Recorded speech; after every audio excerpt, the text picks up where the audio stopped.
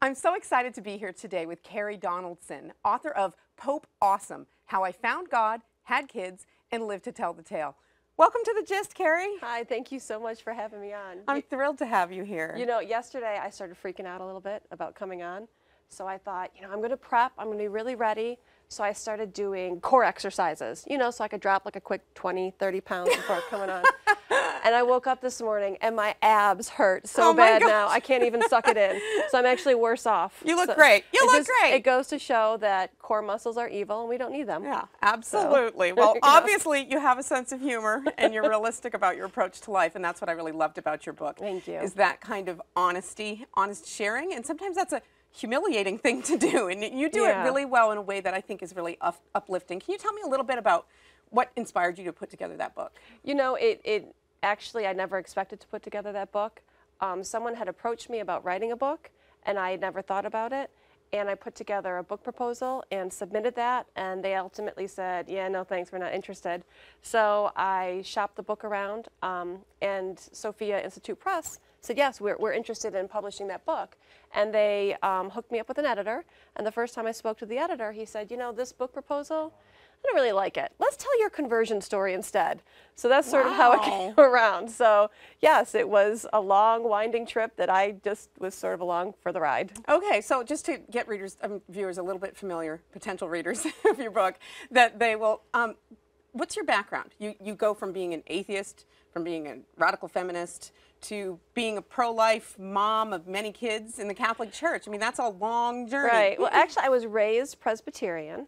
I always believed in God, so at least I didn't have that hurdle of atheism that I had to cross. But by the time I left for college, I had pretty much ditched Christianity. I was done with it. I didn't want to have anything to do with it. So I spent my college years doing the sort of do-it-yourself smorgasbord of New Age thoughts, and wasn't happy there, was still searching and searching and searching for God. And so over, 10, 20 years, I don't even know how long, eventually found myself in the Catholic Church. That's amazing. And now, was your husband along for that crazy ride? Yes, I met him when I was 13.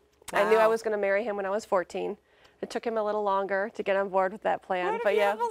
We were high school sweethearts, so he's been there for the whole ride. Wow. Okay, and now tell me a little bit about your writing career. What's your blog URL, first of all? We got to get people over there. Right, yes. I blog at clan-donaldson.com.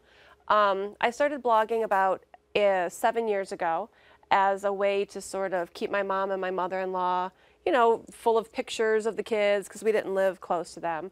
And I really had no idea that blogging was anything other than just a way to keep the moms from calling me with, where are pictures of my grandkids? And eventually I realized that there's this whole community out there. There's just great, group of like-minded moms and Catholics and people who just sort of build this, culture online.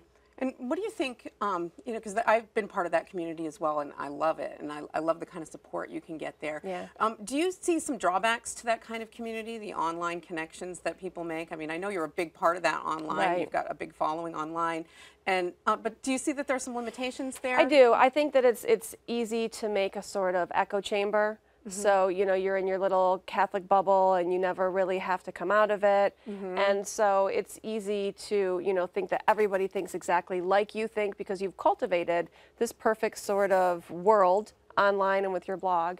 And I think that it's so important to use new media, social media, for evangelization. So you need to remember that there's other people out there, and you need to sometimes move out of your comfort zone and go talk well, to them and too. You're someone who's very accustomed to moving out of your comfort zone, as your book shows. Yes. What's your favorite part of the book? What did you enjoy sharing the most? Oh my gosh, there were so many things in there that were surprising that I liked writing about them. There's lots of birth stories in there, obviously.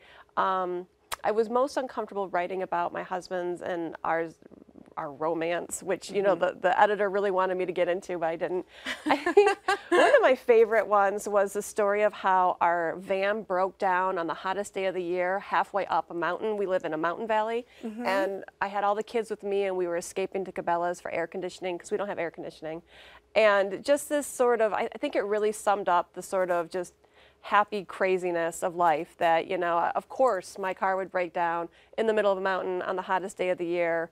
Why wouldn't it? Yeah, of course. And that's what life is, though. And that's Yes. what I loved about your book, that you're not afraid to share some of the messy aspects Yes. of life. Yeah, there's and, definitely messy. And certainly there are parts of motherhood that are very messy and very ugly sometimes when we Yes. shine a light on them. And maybe you could just share a little bit about that, because part of what I loved about the description of your book that your publisher was putting out was that it was about conversion. And not just a faith conversion, which obviously you had, but a conversion to motherhood, a conversion of heart about your Yes. vocation. Well, it really, once I looked it over, it was a triple conversion. There was my conversion to Catholicism. There was my conversion to being pro-life. I was very pro-choice. I was raised in a pro-choice household. So that was a huge conversion too, talked about in my book. And then there was the conversion from, my husband and I, when we got married, we were not going to have kids. We had 2 greyhounds. They were going to be the grandbabies. There were going to be no kids for us. And so that conversion from thinking this is how my life was going to be. It was going to be neat and tidy and very me-centered, and sort of having my heart cracked open just enough to let that possibility of kids come in. That was a big step. That was almost scarier than the conversion to Catholicism. Really, truly, yeah. Yeah. And I can relate to that as well. So I completely understand that. What about motherhood in particular do you think is countercultural in that kind of embracing of your vocation? Do you find that? I think it's definitely the fact that me time looks different than what the secular world thinks it does, Right. and that there's something. It's okay for your persona to become mother, that it's okay to be a mom, and Right. to really just embrace that it's not something you have to compartmentalize. I'm a mom, sure, but I'm also this and this and this and this. That it's so countercultural to just embrace that motherhood, I think. Yeah, yeah. Beautiful thoughts and beautiful book that you've written. I want to Thank thank you you. for sharing about Pope Awesome by Sophia Press here at the Gist today. Thanks for being in here. Thank you again for having me.